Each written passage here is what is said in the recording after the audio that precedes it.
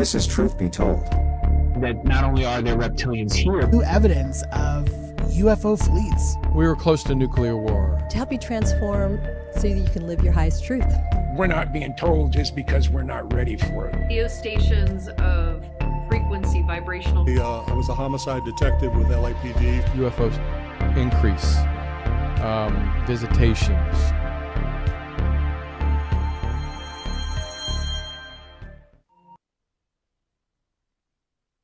Columbus Day. There's been controversy about Columbus for many, many years. A lot of people want to call it Indigenous Day. Well, today we're going to talk about a book called Uncharted, a rediscovered history of voyages to the Americas before Columbus.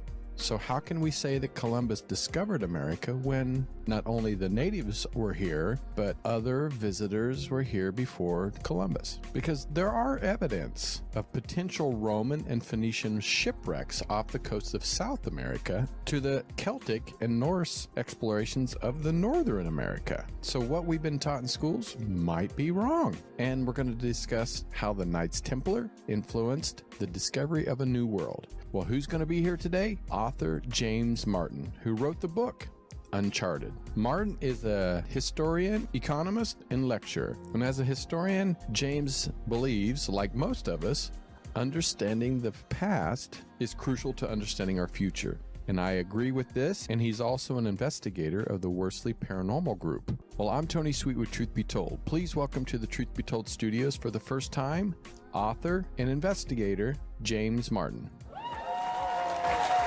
Hello, James. Hey there, Tony. It's great to be on. Looking forward to this. I'm happy to have you here, and you were telling me you're in French Fry. You're in France. I am in Le Belfons at the moment, yes, where it's relatively early in the morning. Are you working on your next book there, or just on vacay? I am actually working on my next book, which is about the rise of the Knights Templar from Rome onwards. So yes, I am. I can't wait for that book. You'll have to be back for that one. But today we're here to talk about Uncharted. I've actually talked to several people over the years about this subject. I even went to Dominican Republic a couple years ago and got to tour some of the. Actually, I think it's his brother's house. In Santo Domingo, right? Is that right? Mm-hmm. Yeah. Yeah. And it was really interesting, and the way they portray it, like that he was a man of stature, which he probably was, but not only that, but they did talk about his treatment of the locals, and it wasn't kind. So, first of all, Uncharted can be controversial, so you know, a lot of the people in Italy are very much wanting Columbus to be the discoverer of America. But, you know, I always say, how can somebody discover something that people are already living there? So let's start with that, where how you got involved with writing this book and what inspired you to. Well, I think the first thing is just to say what you've just very elegantly brought forward, which is, of course, this book is, you know, not about really who discovered it first, because there were people living there and we forget them at our peril. But the origins of this book started with co-author Tim Wallace-Murphy, who began to coalesce some ideas back in 2014. Being a sort of father-like figure for me in my life, and with an interest actually more in the Norse and classics in terms of the Roman Empire and all of this. We were talking about amongst many things, a map that seemed to suggest at least some part of North America was at least known even to the Romans, and that then got us talking about a project that he was working on. One thing led to another after a few coffees and orange juices and all of this. Can you edit? Right. Yes, not a problem. Can you then, just make sure all the I's and T's are dotted? And then I said to Tim, well, actually, I think there's a few things that I need to add. At which point he says, well, you can add what you like, dear boy. I can always get rid of it afterwards. So that was that was really my involvement. And unfortunately, Tim passed away back in 2019 with an instruction to finish this book. So that's my involvement with it. It's been fun. Well, where did you start as an investigator or researcher? Where did you start? Because, we've here in America and other places, we hear a lot of history, a lot of different history from different organizations, different institutions, and even family members that talk about, history in general. And it seems like we get a lot of different tales of history. So where did you start, and where did you go first to get your research started? Well, for me, it was actually when doing my master's. And it was looking at, amongst many other things that I won't bore everyone with, but looking at the Norse as they were island hopping, or the Vikings. I mean, just to explain, the word Viking sort of means explorer, trader, that kind of idea. But I'll use the word Viking just so it's easier. But they were island hopping. They were leaving Norway, Sweden, Denmark, as we call them today, and hopping over to them, Britain, the Faroe Islands, Iceland, Greenland, and then eventually to 3 places that were identified in several of the Norse sagas. One called Helluland, which means the sort of rocky, barren place. The other place was somewhere called Markland, the sort of wooded area, if you will. And then you have a place called Vinland. So all of this. Now, the thing is, the Norse were traveling in wooden ships. Right. So landing somewhere that's, rocky and what have you is no good if you need to repair some vessels. And that's where a UNESCO World Heritage Site called Lonsa Meadow in northern Newfoundland, Canada, which was uncovered in 1960, a sort of ship repair facility. And in the place, I would suggest, is Markland. It's quite a wooded area. I mean, a little tidbit just to give you an idea. The Norse were very clearly trading with the native population, the Inuit, what we call the Dorset and Thule cultures. The Norse, the Vikings, actually had a name for them. It was Skrailingar. I am not translating that, but think of the worst obscenity and then you've got it. And they were trading with them. And what they were saying to us Europeans is, we found a mythical beast, the unicorn. And, if anyone listening owns a horse or anything like that, or someone, they're very expensive creatures. Well, think about it. This horse can fly away. So you need more skill. And with that skill, you can up the price. And so, like a rash, really, across Europe, royal houses suddenly adopt this unicorn. And there's a demand then for this unicorn ivory. Now, I was part of a team of 23 people who managed to take some core samples, or I should say other people took the core samples. We were just investigating. The former throne of Sweden was said to be made from unicorn ivory. Oh, wow. Actually, it turned out to be narwhal tusks. What? Normal, just regular tusks? Narwhals, yes, the whales. Oh, wow. Okay. Only found in North America and Canada. So that was really where I came into this. And it was with all of that it demonstrated, I suppose, academically, that the first of the non-native discoveries of the Americas, at least plausibly, were the Vikings. Well, I want to actually jump down to South America, because I just got back about 3 weeks ago, a month ago, from Brazil, and definitely there was a lot of slave trade, and and then also Germans went over. after the war. But I'm curious that there was Roman and Phoenician shipwrecks off the coast, and it said potential. Now, when potential, does that mean it hasn't been officially marked as one or the other, or? Yeah. In essence, the Brazilian government forbids any further diving in a particular area. I mean, this was widely reported. I mean, looking at the research papers as I was just refreshing myself earlier today, I kind of forgotten, long before I was born, just what an explosive story this was. And this was someone called Robert Marks, no relation to Carl, I understand.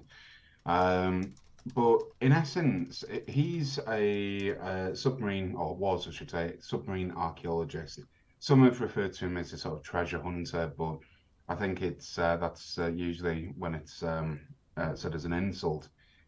He hears about a particular bay in just outside of the port of Rio de Janeiro, which local fishermen are calling the Bay of Jars. These rumors about these potential finds of these strange pots and jars from as early as 1976 piques his interest. So he goes then to dig, or at least he gets permission to go and dive and try and find out if there is any truth to this. And this is in 1982, 83. It's around about that time. And what he finds is unmistakably Roman amphorae. Now, amphorae are unmistakably Roman, certainly in look. They're essentially jars for wines or oils, any real liquid, to be fair. And they have an unmistakable shape. Now, Marx then goes on to say, well, he actually managed to get some of these shards taken away and carbon dated, and the carbon dating is plus or minus 100 years, but 2,000 years. Right. Plus or minus 100. The curious thing is, if this was this isn't controversial. Finds are made all the time, but the Brazilian government's actions were controversial. When he came up, he said, I found the 400 shards of pottery, and I think there's evidence of 2 Roman galleys just outside the port of Rio. And instead of the government of the day saying, well, excellent, let's see what you've got and let's investigate, they instead cancel his diving permit and then instruct him to leave the country. When he is eventually allowed back to Brazil, he goes for a dive and finds that the entire area has been covered with silt and mud quite deliberately. And sort of off the record, government spokespeople, and I say off the record, you've got to bear in mind Brazil was under Figueiredo, they say that, dictatorship at the time. Off the record, people are saying to him, we can't have it that a pagan group of non-Christian Romans discovered our country first. They didn't like that, huh?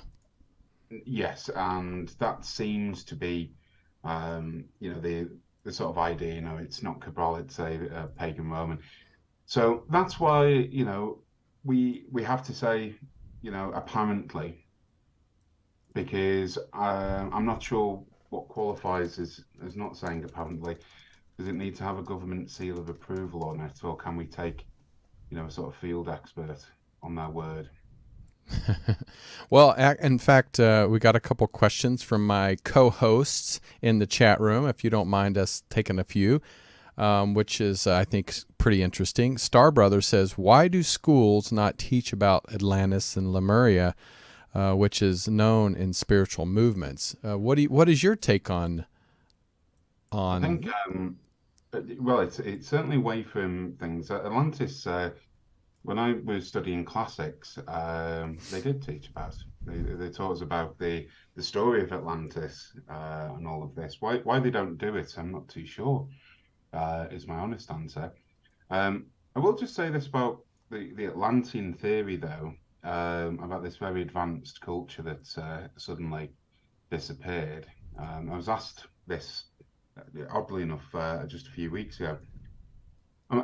My thoughts were this: I set an experiment. Well, set an experiment. I set a bit of homework for my students. By homework, I mean essay, and it asked the following question: what would the social and economic and political consequences be if an X flare hit the Earth, wiping out electricity? In no more than 5,000 words, because I was feeling a bit cruel that day. And very similar sort of answers as you can imagine. But it got me thinking, actually, that, well, if you think about it, the survivors, there would be a mass cull of people and animals. The survivors would speak about a tablet that had the ability to make noise and, would give information, the sort of maybe the arrogance, people had lost their connection to nature. Right. And if you think about it like that, it's very similar to the Atlantean story. This advanced culture, there was a huge collapse. Who knows? It could have been wiping out electricity. It could have been a flood. Could have been all of this. Probably was a flood. We do hear that in most cultures' history and religious notions. But for us, we would be in the same position, wouldn't we? Our survivors would speak about an advanced culture from different times. I hope that. Sorry for. No, that's great. Answer. It's just I hope that.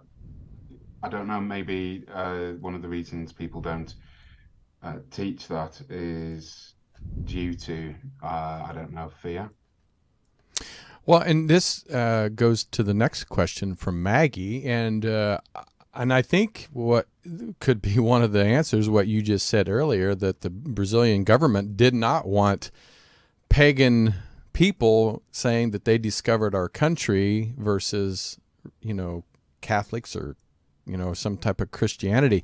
So that could be one of the reasons why they don't talk about these things in church, because once religion gets into the mix, a lot of times that's when a lot of the issues happen. So, which this goes into Maggie's question: do you believe it's important to challenge history? What's your take on bringing facts and sometimes theories to the forefront and challenge people's history books?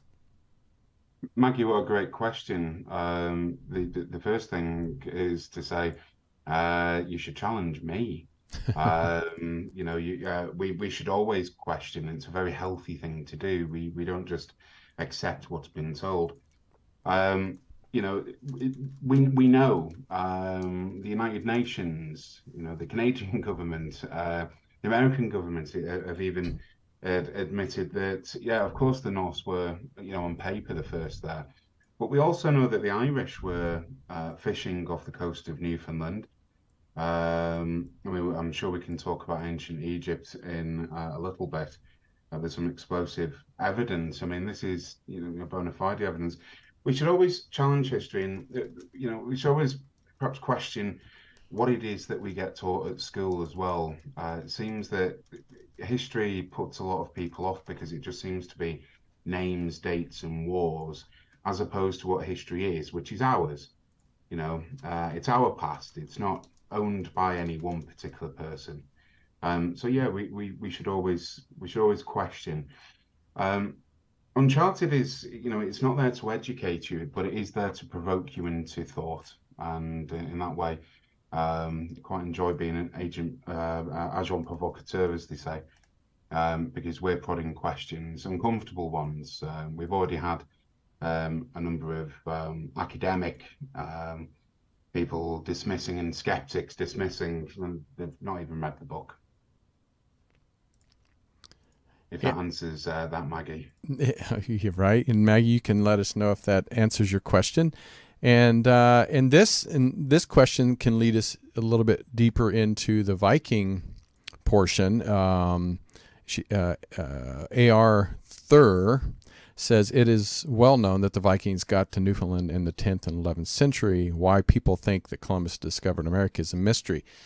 With the evidence that, at least in Newfoundland, and sometimes people are saying they're finding evidence in America of Vikings. What is your take on that, of finding, like the runestone and other things in America that had evidence that the Vikings did step foot into America before it was America? Well, what we've got is there are some finds. I mean, I will just preface this and say there are some quite obvious forgeries. Runes, they're very difficult to read and all of this, but there are some forgeries. There are, however, a large collection and concentration of runestones that fit the runes that would have been used around the 11th century, 10th century maybe, that if they were found in Europe, no one would shrug a shoulder. Right. I'm not too sure why it is that people do that. I think you'll have to forgive me, everyone, if I butcher the pronunciation, but I think there was it's called the Namgasset runestone, somewhere in around Massachusetts area. Namgasset, you'll correct me spelling. It's early in the morning, forgive me. And when I've seen the runes on that, it's quite obvious that it's Norse. I don't see where the controversy is. I'd love to be able to point you to the stone, but I understand it went missing a few years back, when serious people were beginning to look at it, coincidentally. Yeah, the Kensington runestone was found in Minnesota. Yeah. Yeah. Well, the Kensington runestone is intriguing because some of the umlauts that are the sort of dots above particular runes, they just tell you how to say something. It's nothing odd. They weren't discovered really until the 1970s and 80s, whereas they appear on a runestone that was found underground in the 1880s. Mm-hmm. So it's pretty difficult with that to say, well, it's obviously a forgery. And there's been a lot of nonsense. I mean, I feel sorry for the stone. It's been accepted as real, and then a few years later, no, it's forgery. Then it's real again. And now we're in the, what we're doing here. The Smithsonian says, oh no, it's fake. Well, you've changed your mind quite a bit. Are you sure? Yeah, we've heard, about Smithsonian stepping in many times, and somehow they end up taking objects and discoveries, and then they disappear, and then they just say they're fake. So it's hard to really wrap your head around saying that something is real or fake with the Smithsonian. So you don't know exactly why they're telling you. Well, the thing is, and this isn't a anti-academic rant or anything like that, but the reality of the situation is, I could say to my students that, right, okay, we're not doing this, we're going to do something totally different now. I could do that. The problem with me doing that is I wouldn't be able to feed myself the following month when I don't have a job anymore. Right. So if your job is dependent upon continuing a narrative, it becomes very difficult for you to disagree with that because you're dependent upon the wage. It's the first thing to say. But countries have this very rigid. If you ask someone in England, when was the last time England was invaded, they'll say 1066. They won't refer to when the Dutch invaded in 1668, for example. Because that's not the agreed story, and yet the Dutch took over, Columbus was the discoverer because he's nice and Christian and we're Christian, and so it fits our narrative rather than these very clean 6 foot strapping Vikings, or Right. these very advanced sort of Japanese, Chinese, and Polynesians coming the other way. Ignore the DNA evidence. We've got a story that we've agreed upon. That seems to be the approach. One thing that I always find interesting is, and this is in your book, and by the way, for people tuning in, we have James Martin here. He's from the UK, but he's in France right now doing another book, and we're talking about the book, Rediscovered History of Voyages to the Americas Before Columbus, Uncharted. And so one thing I always find interesting, when growing up in Kansas, my grandfather was a odd fellow, not just an odd fellow, but he was part of the Odd Fellow Society. And that's actually a name of a secret society. My ancestors, a lot of my ancestors were Masons, but before they, the Masons came to America, a lot of them are known as the Knights Templar. And as you can see, Knights Templar and Masons had a big influence on the making of America and building and the way it's structured, especially if you go to Washington, D.C. So how did the Knights Templar influence the discovery of the New World? How was that a part of the discovery? The first thing to say, sorry to let everyone down, the Templars weren't in the Americas. However, perhaps some of their descendants were. The order was disbanded officially in 1312, but continued in all but name. In Portugal, for example, under Henry the Navigator, and also perhaps where we're interested, with the family known as the Sinclair family. The Sinclairs were from Normandy. Normandy gets its name from Norse man, the northerly men. The Vikings settled Normandy. And the Sinclair get their name from a village quite simply called Sommery de Sinclair. It's wrapped from memory. They end up coming over to England during the Norman invasion, and then up to Scotland, where eventually they become the Jarls of Orkney. Now, Orkney is really up until the 1420s part of Norway, but they're a Norman family that married into Vikings or married into the Norse. And as we've already mentioned, the Norse had traveled, had explored perhaps I will just say, the northern part of the United States was probably Vinland. The person who did that, there's a lovely picture of a knight there with I'm just trying to see the cross. It looks like a cross the line. It says Henry Sinclair, Earl of Orkney. That's right. He, like I say, he had married into the Viking families that are around the Orkneys in northern Scotland. The other thing that's going on by the time we get to Earl Henry Sinclair is there's a massive bout of climate change. The temperature of the Earth begins to drop quite rapidly in what's known as the Little Ice Age. And so the colonies that the Norse had in Greenland, they called them the Western and Eastern settlements, about 3,000 people. Suddenly, the green in Greenland becomes the ice in Iceland. It becomes very inhospitable. And where did those people go? The Pope actually asks Haakon, who's the king of Norway, to try and find, quote, the last pagans in Europe. There are various other expeditions going up to the 1560s trying to answer that question. But where did they go?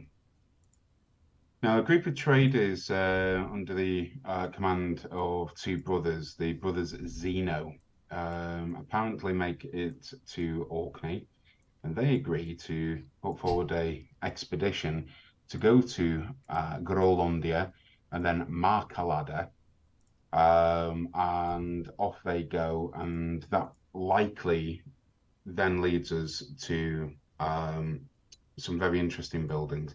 One, perhaps the Kensington Moonstone.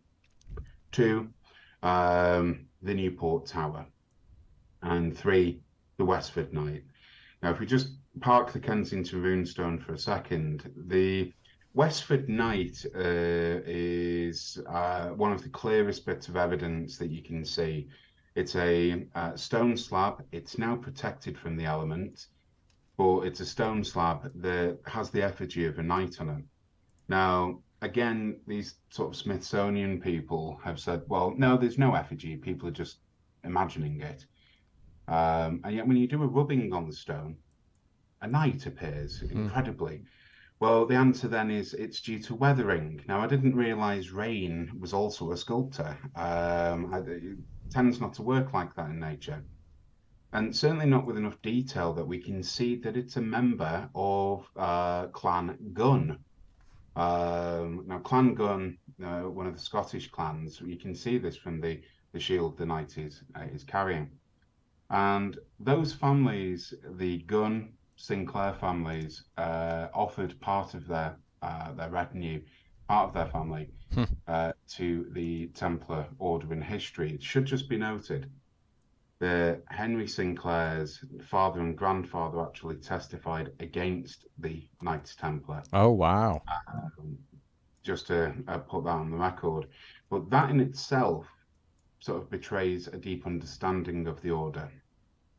That's pretty cool. You've then got this Newport Tower, which looks very similar to a tower that's not too far away from where I was brought up. It's got 8 pillars, nice and round. Now, if we've got something that's round, we're usually observing the heavens. It's a little bit too thinly built for it to be a windmill.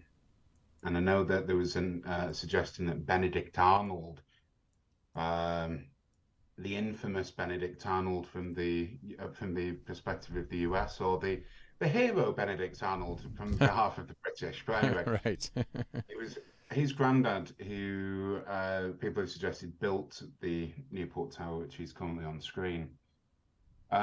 He doesn't say that. He says that he owns it. It's in his land. It may appear on an earlier map as well. Now, the thing is, if I were to ask you, here's a question you probably won't be asked, Tony. Tony, if I asked you to lie down and look up at the heavens, right? Go to a very flat state. I think Kansas is quite a flat state, right? Oh, yeah. Okay. Draw the heavens for me. The only shape you can draw is a circle. That's true. Now, this applies to stone circles and others and whatever. But where you see a circular building, or even a semicircular building, it's usually plotting dates. And one of the most important dates for the Templars, as well as Christians generally, is the dating of Easter, and particularly feast days. It also means that if you've got something that's round, you can use it for other purposes, such as a tower, fortification. You could, I suppose, use it as a mill, although it does look a little bit grandiose for a mill, I have to say, and it could essentially fall down. My suggestion is that actually it's more of a fortified house. It is my own personal view. We've left this relatively open in the book, but a fortified house that can give you the dates of Easter and the feast dates of Mary Magdalene, and there is a keystone in that building made of a exceptionally rare stone called Cumberlandite, which is in the Newport Tower. Yeah. Oh, wow. It's a magnetic stone. So it seems to me that there is a legacy of trying to find, although, it's Henry Sinclair's countrymen, it does seem to be that a Templar legacy has been brought as well. Just out of interest, the reason the Knights Templar tended to use 8 columns and favoured the number 5 is now Masonic. However, it was Templar, and that's tracking the precession of Venus. I was going to say, I know Egypt. I'm sure the Vikings, the Templars, all these people did go a lot by the stars. Well, we don't, do we? I mean, we would, if electricity shut out, we would be absolutely screwed. Because, right. I'm probably like you. If I need to find somewhere to go, I put this, black slab we call a phone, right, in where I'm going, and that's it. Yeah. We don't look at the heavens. Yeah. We can't actually. If you live in cities, it's light polluted. Yeah. But for the peoples that we're referring to, the heavens were everything. It was the map, and all of this. The Polynesians, by the way, memorized the positions of stars in the heavens. Had a coffee. This was in London, so I was bankrupt after ordering 2 coffees. It's very expensive. But I was having a chat with someone of Polynesian heritage, and it's, your ancestors managed to travel thousands of miles, tiny islands. How do they do it? Where are the maps? Oh no, we don't have maps. We have songs. We sing our way. And we know which song based upon the stars and the bearings, and just an incredible feat. And incidentally, just for those keeping track on evidence, if you are interested in looking a little bit further into the Polynesians, well, the Polynesians, there was a DNA study recently, I think it was 2008, that confirmed that all of the inhabitants of Easter Island share DNA with people living in what we would call Colombia today, from 800 years ago. But the part of Colombia is on the Caribbean side. It's not on the Pacific side, which is just fascinating. And again, more evidence for us to chew over. Well, this one I found fascinating, and I don't find it too far-fetched because, what we call Native Americans, or the natives of America, had to get here from somewhere, and so many think I think it was the Bering Strait, when it was ice bridge from Asia itself, but talking about a large group of large Chinese group that settled in America in 100 BC. I don't remember hearing about that, even though the natives of America have been here for tens of thousands of years. So how was that discovered? And I mean, and where did they land and where did they settle? Well, most likely on the Pacific coast. I mean, the Chinese have been around for a very long time. Mm-hmm. For sure. They were exploring Africa, etc. But some of the evidence comes from stone anchors that have been found littered from Southern California right up really to Southern Alaska. So we can gain some evidence from there. But not only that, but we can gain some other evidence from looking at not just cultural depictions, but things like parasites. Parasites, we can tell what people were eating. It's not a skill I have, but lab reports and analysis. You can check enamel within teeth. Right. And you can tell where people have come from within a degree of accuracy, as well as any parasites or anything like that. So there's quite a lot of evidence to support the landing from there. I would just say this as well. We tend to think of, the Bering Strait idea of people hugging onto the ice caps or traversing, these great ice plains. It may just very well be that they're in a boat. Right.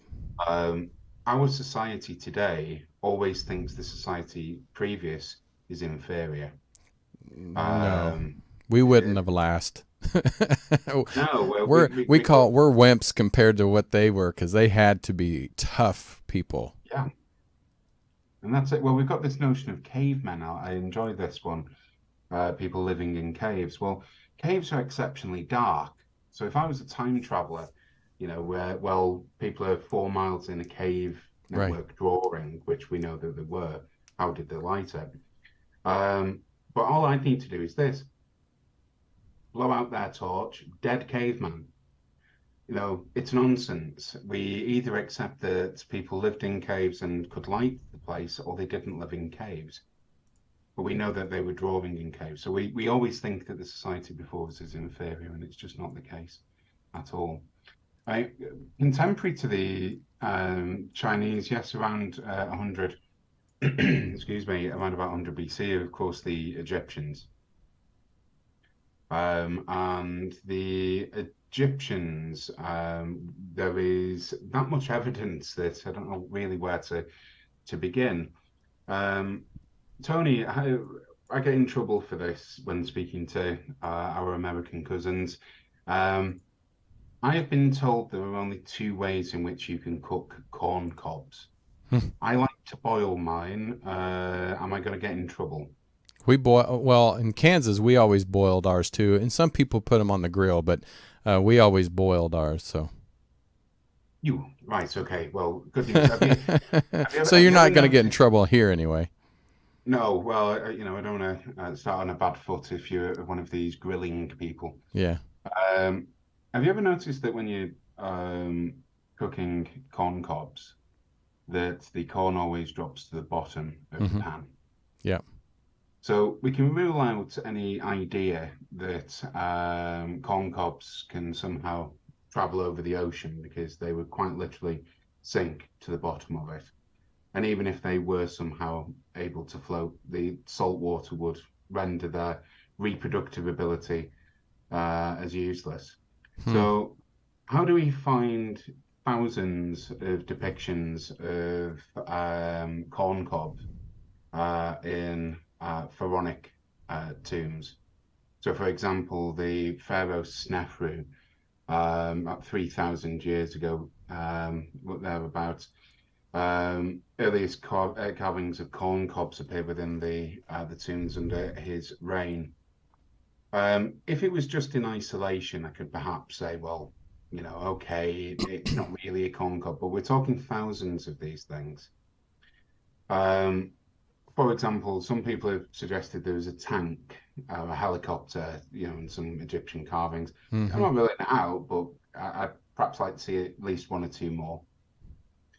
The other problem that we've got is quite an interesting one for me, anyway, and it comes again from 1976, and there was Dr. Michelle Lescott, and she was at the Museum of Natural History in Paris.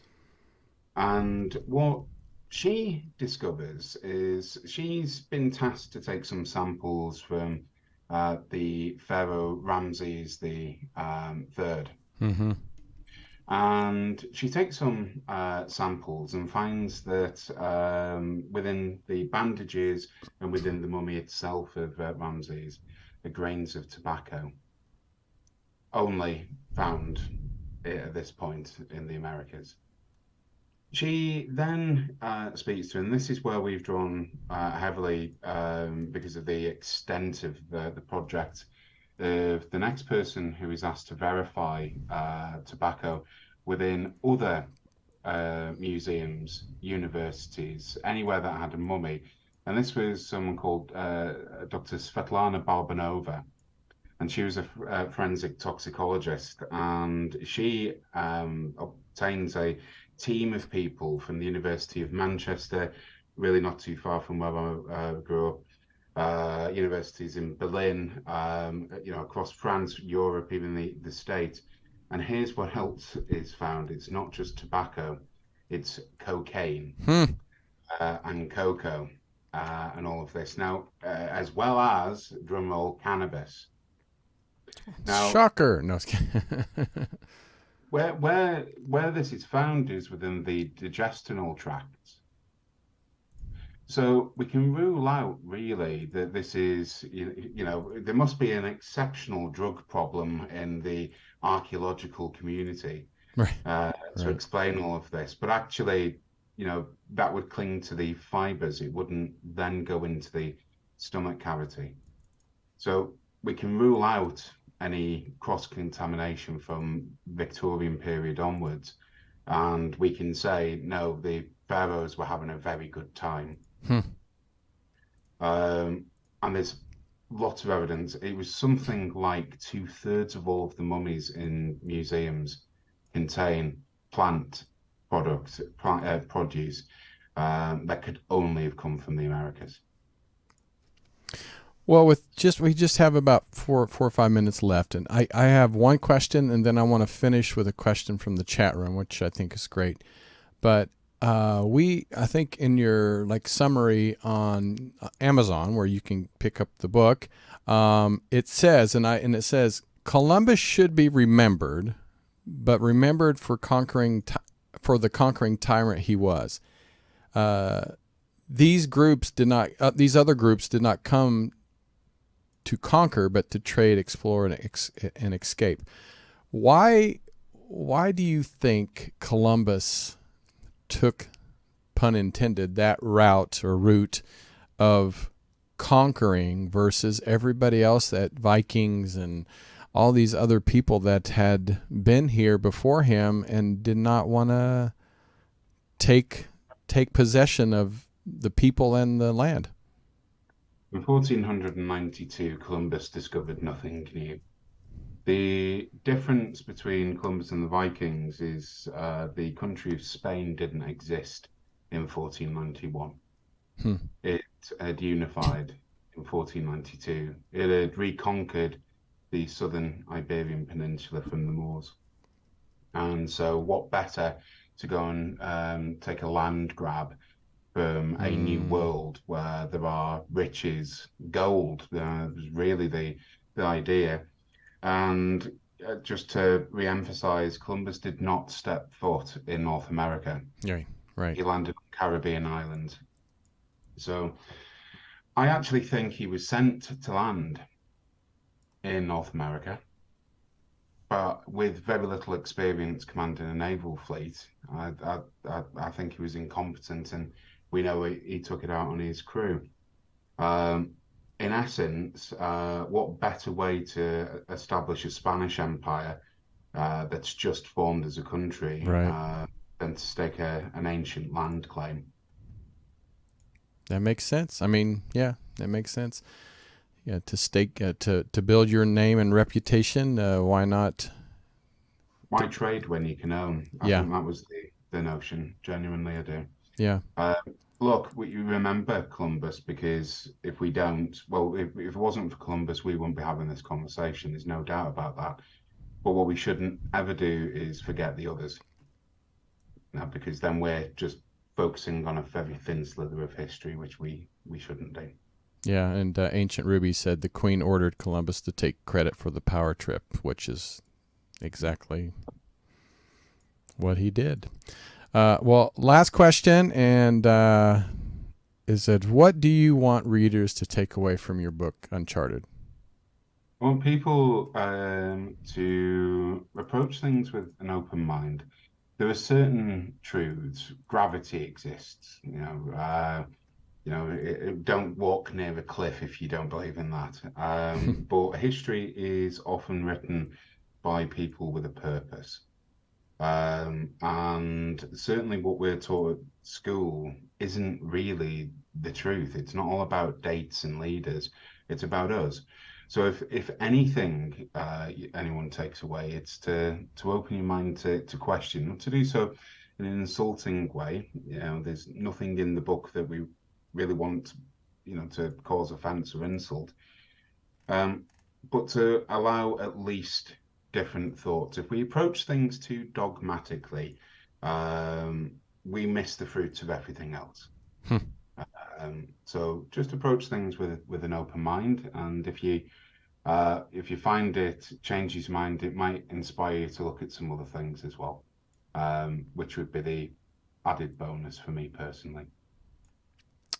That is great. Well, Mr. James, I'll let you go to bed since it's so late there, and but thank you so much for being here, and appreciate you taking the time to share in your book, Uncharted, and you can get it on Amazon, or where else can the people purchase it? Yeah, you can get it in bookstores, and if you want to join our ancient friends that weren't writing things down but telling oral traditions, then you can also go into audible.com. You just type in James Martin Uncharted, Tim Wallace Murphy Uncharted, and you'll be able to download on Audible to listen as you will. If you want to get in touch with me, by the way, email address is info at newrennies, that's NEWRENNIES.org if you want to get in touch.